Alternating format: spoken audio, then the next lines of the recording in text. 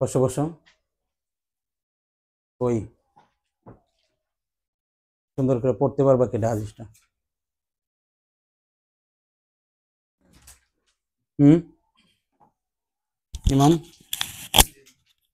পড়ো, এটা নাও।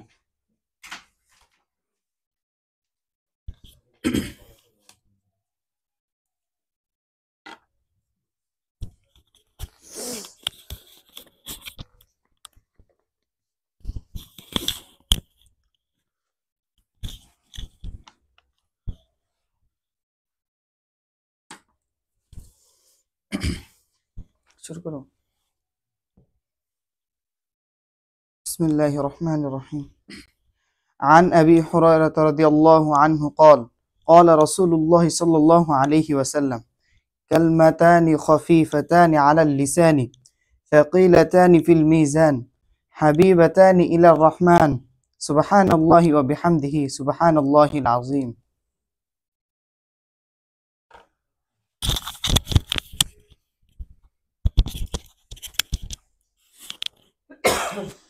الحمد لله وكفى وسلام على عباده الذين اصطفى، أما بعد، فأعوذ بالله من الشيطان الرجيم. بسم الله الرحمن الرحيم.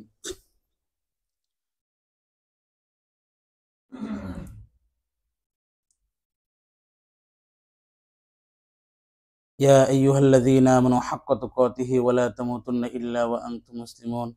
وقال رسول الله صلى الله عليه وسلم خيركم من تعلم القرآن وعلمه أو كما قال عليه الصلاة والسلام.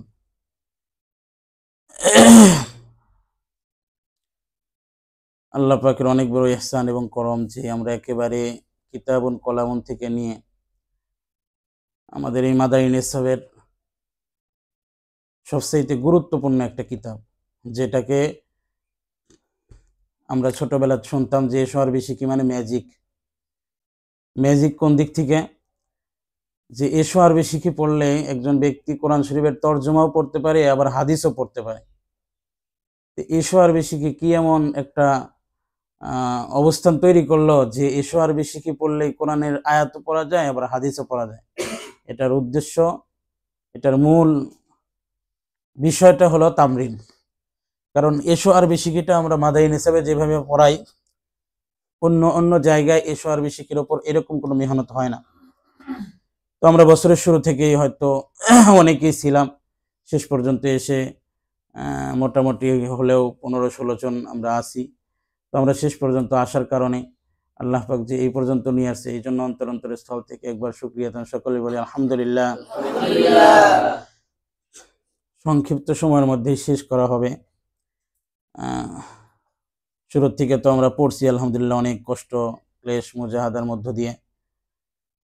এখন আমরা মনে করছিলাম অন্য কোনোভাবে করার, কিন্তু যেহেতু অনেক বছরেরও শেষ, আমাদের পড়াশোনারও ক্ষতি হবে, এই জন্য বড় কিছু না করে ছোট পরিসরে আমরাই আর কি ওই জায়গা থেকে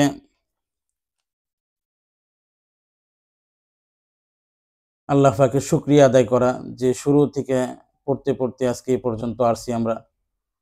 এই পর্যন্ত আসা আল্লাহ পাকের অনেক বড় ইহসান আর করম। দেখা গেছে বছরের শুরুতে অনেকে আমরা ভর্তি হয়েছিলাম, কিন্তু আমরা অনেকেই থাকতে পারিনি শেষ পর্যন্ত আসাটাও, এটা একটা কল্যাণের অনেক বড় একটা বিষয়।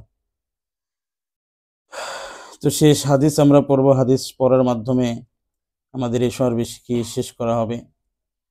শেষ হাদিসটা আবু হুরায়রা রাদিয়াল্লাহু তাআলা আনহু থেকে বর্ণিত। আল্লাহ রাসূল সাল্লাল্লাহু আলাইহি ওয়াসাল্লাম বলছেন, কালিমাতানি, যে দুইটা শব্দ এমন আছে যে খফিফাতানি আলাল লিসান, যেটা জবানের ওপর খুবই হালকা, একেবারে হালকা। সাকিলাতানি ফিল মিজান, কিন্তু জবানের ওপর হালকা হলেও এটা মিজানের পাল্লায় আল্লাহ পাক কিয়ামতের দিন আমার আপনার আমলকে যেই দিন মুওয়াজানা করবেন, ওজন করবেন, তো রব্বে কাবার সেই ওজনের দিনে এটা বড় ভারী হবে।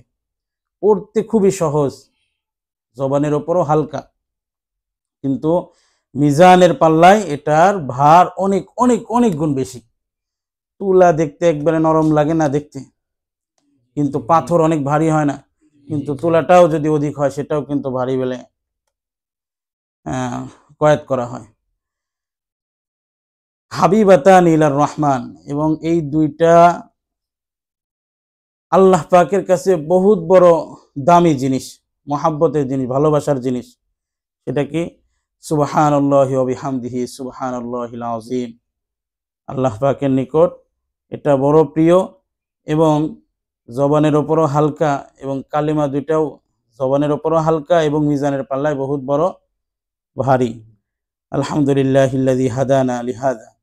আল্লাহ পাক, আমরা এই যে কিতাবুন কলামুন থেকে নিয়ে শেষ পর্যন্ত এই পর্যন্ত পড়লাম, পুরা এশার বিশিকির যত বারাকাত ফিউজাত আল্লাহ পাক যা রাখছেন এর মধ্যে পরিপূর্ণটা যাতে আমাদের মধ্যে দান করেন, সবাই বলেন আমিন।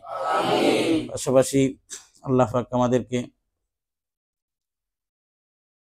এশার বিশিকি শেষ করার পরে যে পরিমাণ মাহারত মালাকাত দরকার, যতটুকু আমাদের হয়েছে, যে নুকসানিগুলো আছে, এই নুকসানিগুলো যাতে করে আল্লাহ পাক আমাদের কাটা ওঠার মতো তৌফিক দান করেন। হুজুর একটু কথা বলে দোয়া করে দিবে, কথা বলে দোয়া করে। আচ্ছা, এটা বন্ধ করলাম।